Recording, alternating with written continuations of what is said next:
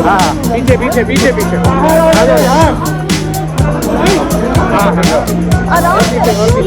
भाई इसके ऊपर चढ़ जाओ प्लेटफॉर्म।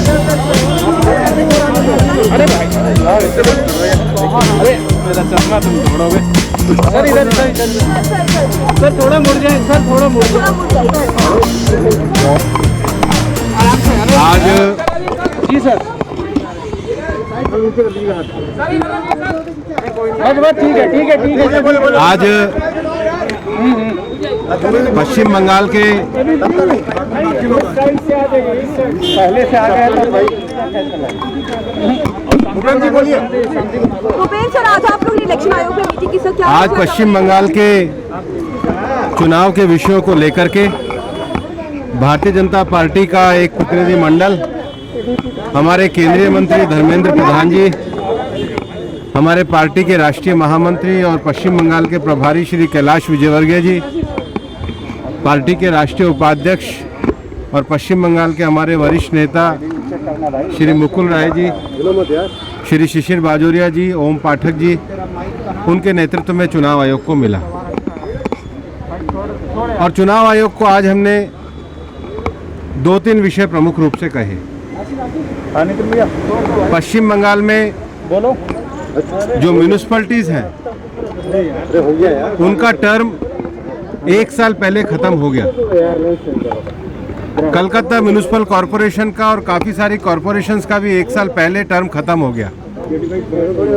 लेकिन पश्चिम बंगाल सरकार ने संविधान की भावना का अनादर करते हुए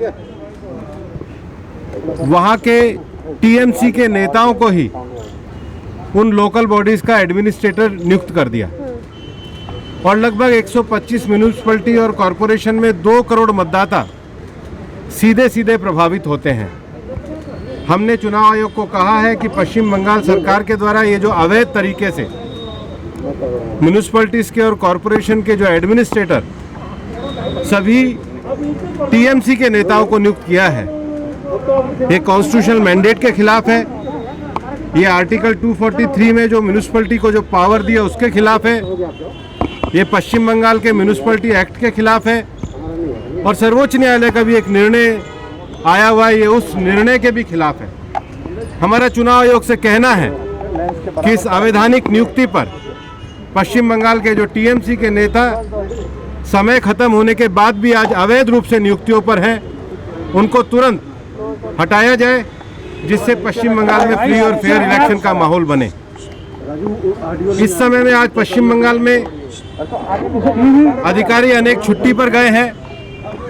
पश्चिम बंगाल के प्रशासनिक अधिकारी विशेष रूप से वहां के पुलिस के कुछ अधिकारियों के विषय में जो टीएमसी के साथ उनकी जो संलिप्तता हमने पाई है, उसके सबूत हमने चुनाव आयोग को दिए हैं।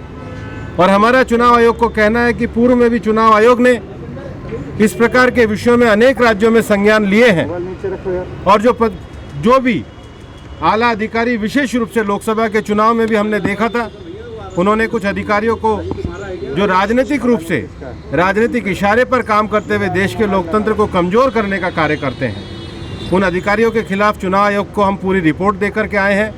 और हमारा मानना है कि आर्टिकल 324 में जो चुनाव आयोग को चुनाव को फ्री और फेयर तरीके से कराने की जो सुप्रिंटेंडेंट्स की पावर दी है, चुनाव आयोग उसका प्रयोग करे और पश्चिम बंगाल में निष्पक्ष स्वतंत्र चुनाव हो, जिसमें पश्चिम बंगाल की जनता ज़्यादा से ज़्यादा मतदान में भाग ले।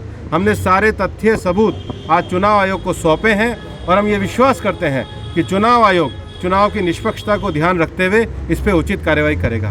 अभी मुकुल राय जी आपको जरा बंगाली में बोलो। सर कोलकाता के अलावा कितने सर ये 125 म्यूनिसिपैलिटी है। सर मुकुल राय पहले गिरिराज सिंह जी को वहाँ अपना प्रोग्राम करने के लिए कैंसिल करना पड़ा, जगह वो नहीं दिया गया। हमने सारे विषय चुनाव आयोग के सामने रखे हैं और चुनाव आयोग संज्ञान लेगा।